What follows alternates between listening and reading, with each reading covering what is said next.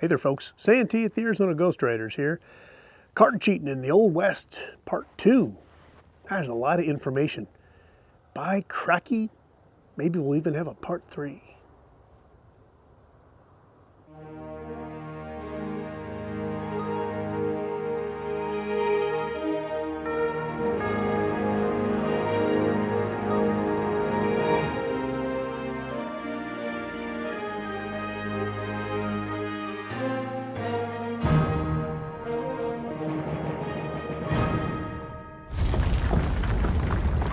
See you next payday.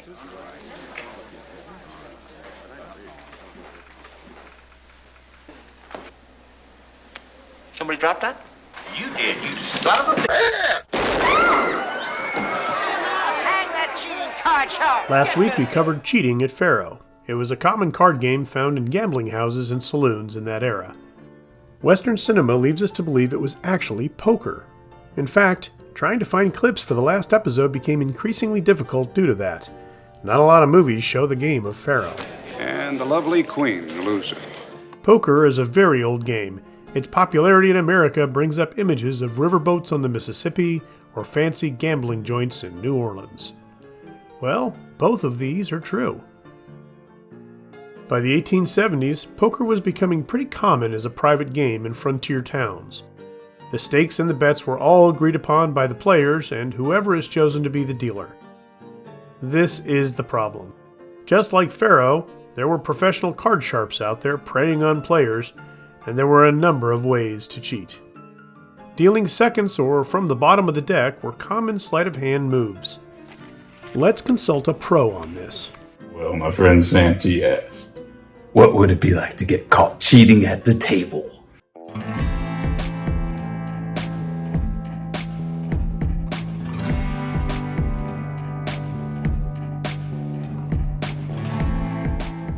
Rick Seidman here of the Wild West Gambling Show.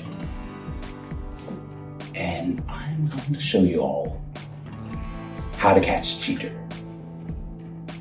Everyone's favorite, seconds. I'll show you face up. Ace still on the top. Watch as the ace just sits there as I deal from underneath the ace. A couple things to look out for. First, an amateur second dealer would move the top card out of the way in order to bypass it to get to the second card. Automatically a tip-off. The next thing,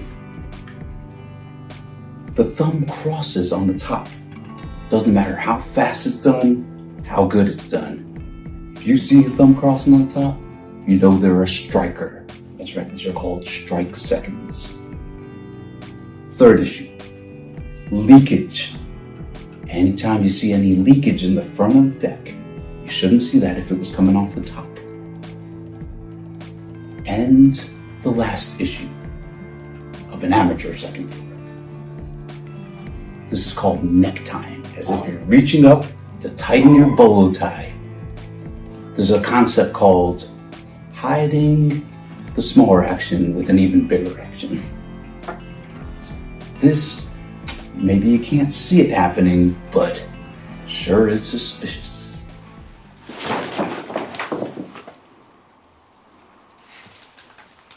You can reach for it if you want to, cowboy. A professional second dealer would develop the feel with his thumb to push over exactly 2 cards every single time.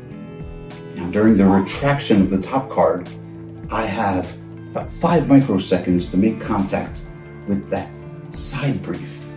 And in doing so, now there is no leakage in the front of the deck. I'm grabbing the whole top card with my thumb.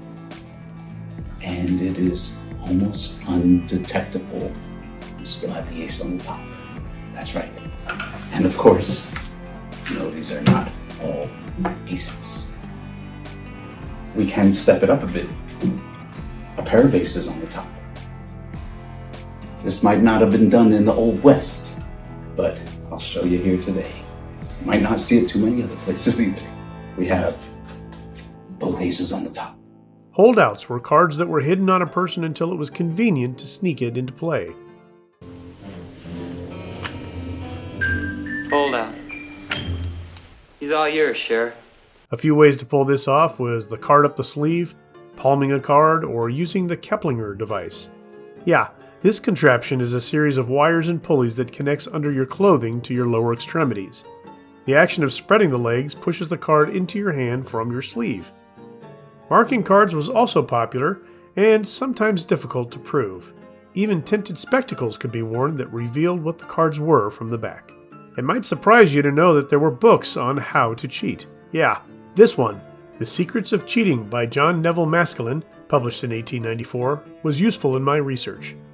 In the foreword, he writes, "This book is raised for the purpose of showing the world the real nature of those things which are not what they appear to be, and practices with the very existence of which the average man is unacquainted."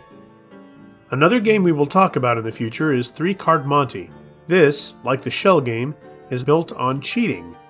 Once you've fleeced people with this game, it's probably best to move on to another town or camp because you won't be welcome. Now, not all card cheats were lynched, shot, tarred, and feathered.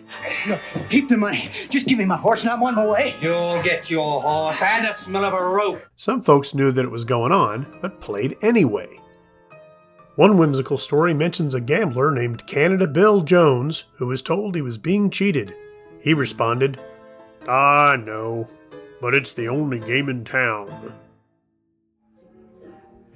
Hey, barkeep. Well. I had a little present here for you, Santee. Your associate left a tab here for you to square up on his behalf. Said you were good for it. A tab? What? $1.04? Bill! Will you quit being cheap and pay the man? Look, I'm empty. Well, folks, that's it for another episode. Thanks for watching. Don't forget about Patreon. For $3 a month, we're doing bonus content, behind-the-scenes footage, all that kind of stuff. This week, we're talking about setting up a museum video. Yeah, that was fun. Anyway, thanks for watching. And as always, please like, share, and subscribe. And we'll see you on down the trail.